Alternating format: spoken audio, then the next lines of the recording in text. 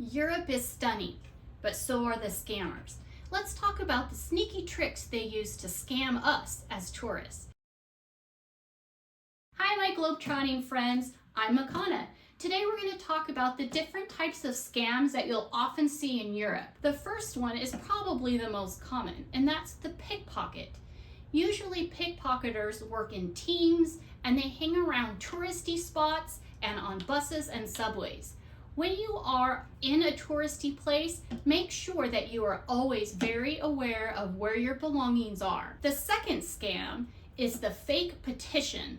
So a group of people will be out at a touristy spot and they're going to look like they have a cause that they're out trying to support. They'll all have clipboards and they are asking for signatures. When they come up to you and they show you their clipboard, they're going to put it really close to you and cover your belongings. While they do that, with one hand, they're holding the clipboard, and with the other hand, they're in your purse, they're in your bag, or trying to pickpocket something that you have. The third one is the friendship bracelet. So the friendship bracelet is where you are out and you're touring around and looking at touristy things, and someone just comes up to you and tries to put a bracelet on you. Once that bracelet is on you, then they're going to start demanding that you pay for it. So if someone approaches you and wants to give you something, wants to put on a bracelet just so you can see what it looks like, say no. The fourth one is very similar to that. It's usually with a rose or some sort of other gift.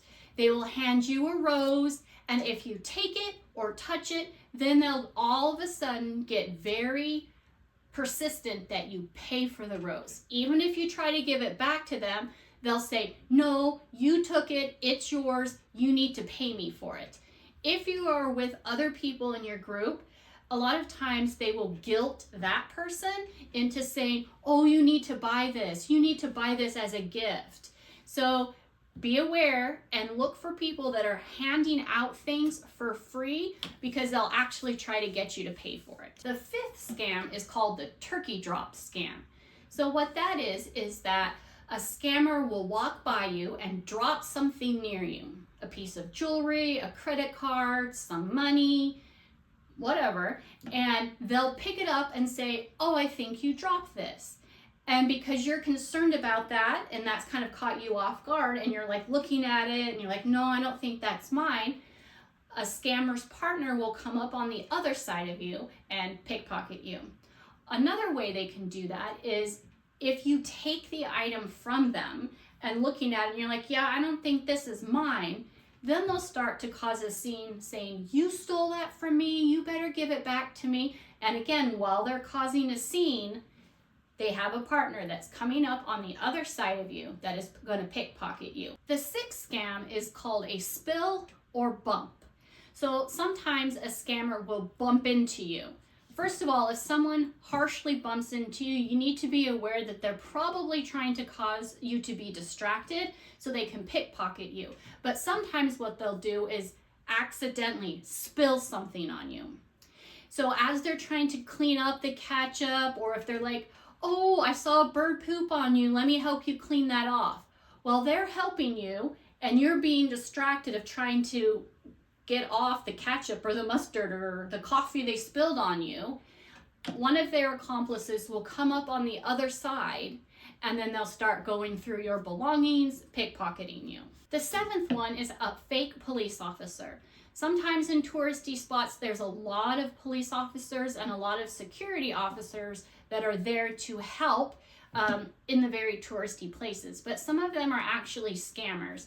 If you're not doing anything suspicious, you haven't done anything suspicious, and someone in a uniform comes over to you and demands to see your ID, they want to see your wallet, they want to take the wallet from you and look at your ID, that's probably a scammer. What you might want to do in that situation is just say, can I see your ID? And if they show you an ID, then you can take your ID out of your wallet or wherever you have it and just have that, and you can show it to them, but do not hand over your entire wallet. The eighth scam is called the clear cup scam. So a lot of times you'll see somebody off to the side that looks like a homeless person or a musician or somebody with a disability, and they're collecting money and they have their collection tray. But they also have a small, clear, short plastic cup filled with coins, and they'll stick it way out in the walkway. As tourists walk by, they're not going to see it, and they're going to kick it, and then the coins are going to fall and spill all over the place. At that time, the scammer is going to start making a scene. Oh, you spilled my money. I need this money. It helps my family. And you, as the one who knocked it over, is going to feel guilty, and you're going to help them collect it. While you're helping them collect the coins, you are distracted, and usually there'll be a partner in crime that's going to come up and pickpocket you. Also, the scammer is hoping that you feel so bad for knocking over their money that you will give them more money. The last scam is called the helper scam. So as a tourist, there's a lot of times that you look lost and confused. Whether you mean to or not, it happens. And while you're standing around looking confused, looking at your phone, looking at your map, someone will come up to you and say, oh, I can tell you're a tourist, I'm from the area, can I help you find something? So while you're talking about, yes, I'm looking for, or explaining where you're trying to get to, again, someone will come up behind you and they will pickpocket you.